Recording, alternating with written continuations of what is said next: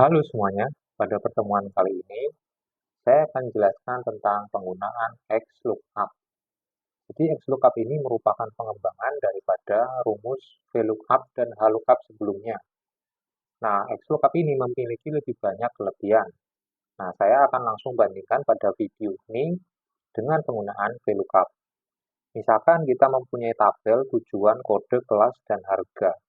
Nah, maksudnya kelas dan harga ini ingin kita isi berdasarkan tabel referensi yang ini. Jadi jika kodenya E, maka dia diisi dengan ekonomi, M adalah bisnis, dan seterusnya. Nah, jika kita menggunakan VLOOKUP, sama dengan VLOOKUP, kurung buka, dia adalah B2, titik koma, kita gunakan tabel ini sebagai referensi, lalu kita kunci, lalu titik koma, karena dia E, ingin mengambil ekonomi, maka dia ada di kolom 1, lalu titik koma 0 yang menunjukkan pencarian secara spesifik.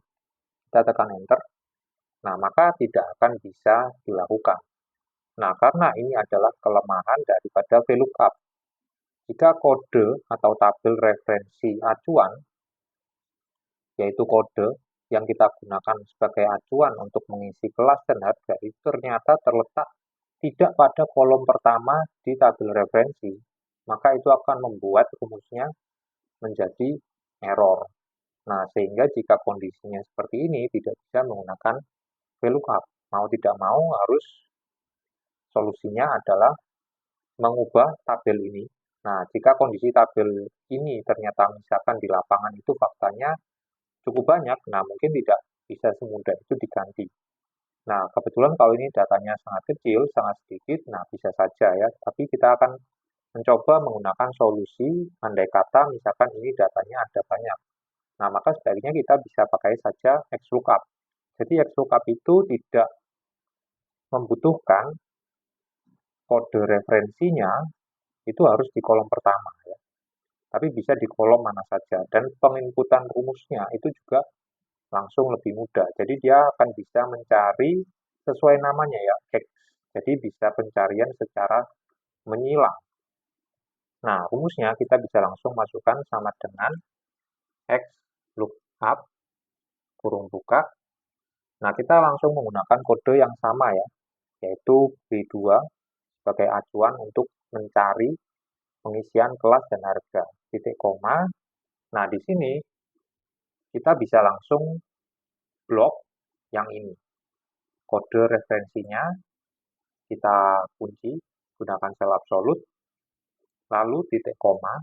Nah, kita bisa langsung masukkan hasil yang kita inginkan. Hasil yang kita inginkan adalah kelas, maka kita bisa blok kelas, lalu kita kunci, lalu kurung tutup.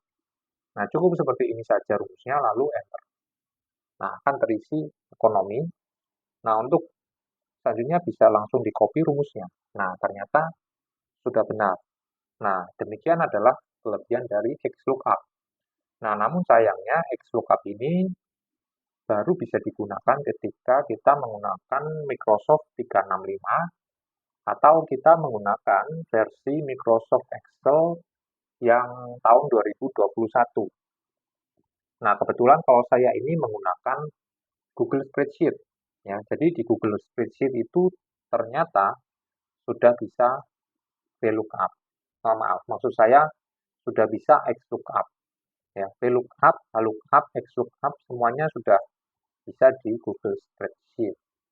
Nah, untuk harga ini kita bisa lanjutkan saja ya sama dengan XLOOKUP, kurung buka, referensi yang ingin digunakan untuk mengisi adalah ini, titik koma, kode referensi yang digunakan jadi referensi berada pada kolom yang ini.